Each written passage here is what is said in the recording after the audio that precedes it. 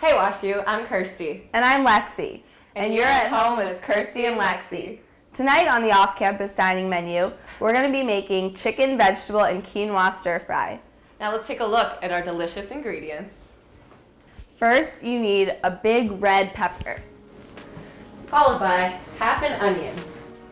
a couple of mushrooms. Next, some baby spinach. Of course, you need some chicken, Some quinoa. a little bit of gluten-free teriyaki sauce, A little bit of gluten-free soy sauce. and sriracha to taste. So let's start with your pepper. First, we're going to cut it like so to get rid of that core. Then, once I finish cutting it, we're going to julienne it, which means you're going to cut it really thin. And now it's time to cut the onion. You're going to want to cut it really thin so it can absorb all that sauce. Be careful for the waterworks though. Onions will get you. Like we said before, you're going to want to grab a handful of mushrooms and cut them pretty thin. It's up to you how thin you like them. You're going to want to buy boneless, skinless chicken breast. Trust me, it changes lives. Now that you have all your beautiful vegetables and your chicken set up, it's time to make the quinoa, because quinoa always takes 10 to 15 minutes to cook, whereas the stir fry really only takes about 5 to 7 minutes. So when you're making quinoa, you want to remember that you always boil twice as much water for every cup of quinoa. So since we're making 1 cup of quinoa, since it's just me and Kirsti eating, we're going to use 2 cups of water. So we measured out the water in advance, and we're going to pour it into a pretty nice sized bowl. Before we pour in the quinoa though, we want to make sure the water comes to a full boil. You don't need to cover the bowl to do this, but you want to definitely wait till it's boiling all the way. It's finally boiling. In goes the quinoa. Let it simmer. And while you can kind of take your eyes off the quinoa for the next 10 or 15 minutes, you want to be stirring it, pretty casually, and just make sure it's cooking and everything's good in there. But you got to wait about 5 minutes before you put the stir fry on, otherwise you'll have cold stir fry and no quinoa to go with it. So now that the quinoa is about 5 minutes in, we're going to start cooking the chicken. Even though it's technically Asian cuisine, you always need a little Italian olive oil to get the pan nice and greased up. Just a little bit though. So you're gonna wanna put the stove on medium just to get the oil hot. You can add a little bit of salt and pepper if you want. Give the chicken a little more flavor. Since we had class all day, we couldn't marinate the chicken.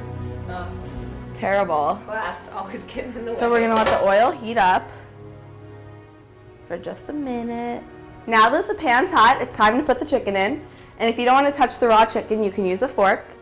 So you want to make sure the chicken, ooh, hear that? Oh, Ah! that's a good sound. You want to make sure the chicken is not touching and that you got enough in for everybody who's eating. Meanwhile, don't forget about the quinoa. If it starts to sizzle like that, make sure you turn the fire down, because the hot oil tends to jump out of the pan. It is right now. It's jumping right now. We're live here in Kitchen Stadium.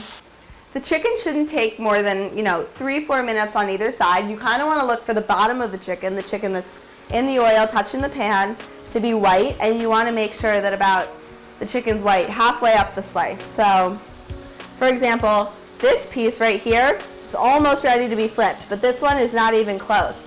Sometimes that happens when you cut the chicken a little thicker, but it makes for juicier pieces.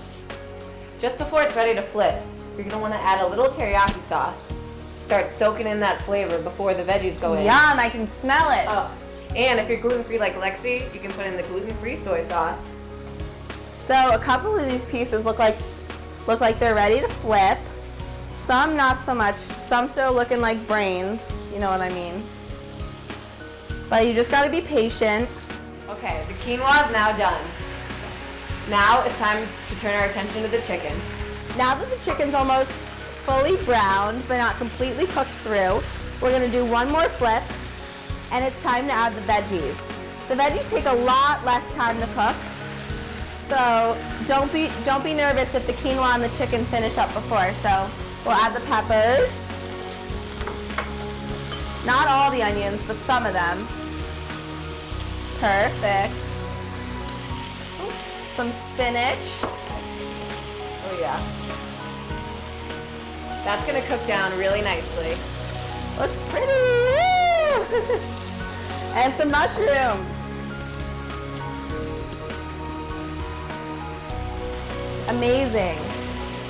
So you're gonna wanna add a little bit more teriyaki and maybe a little bit of soy sauce if you don't want it super sweet. I can never have too much sauce. Perfect. Whew, yeah.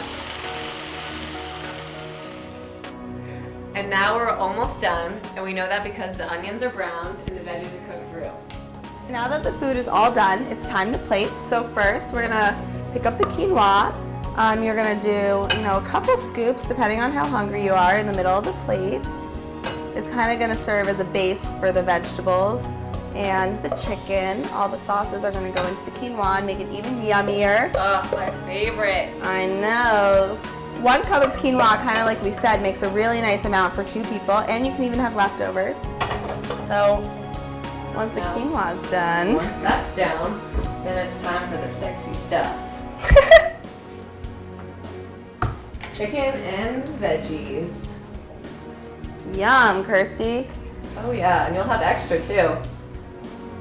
Unless you're me and Lexi, and then you won't. Now my favorite part, adding the sriracha. Everyone's particular, but Kirsty and I definitely like a little bit.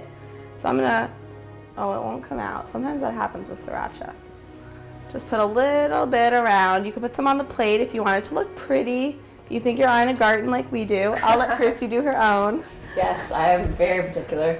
I go in. Look at that. Look at that Woo! spice. And there you have it. Chicken, vegetable, and quinoa stir fry.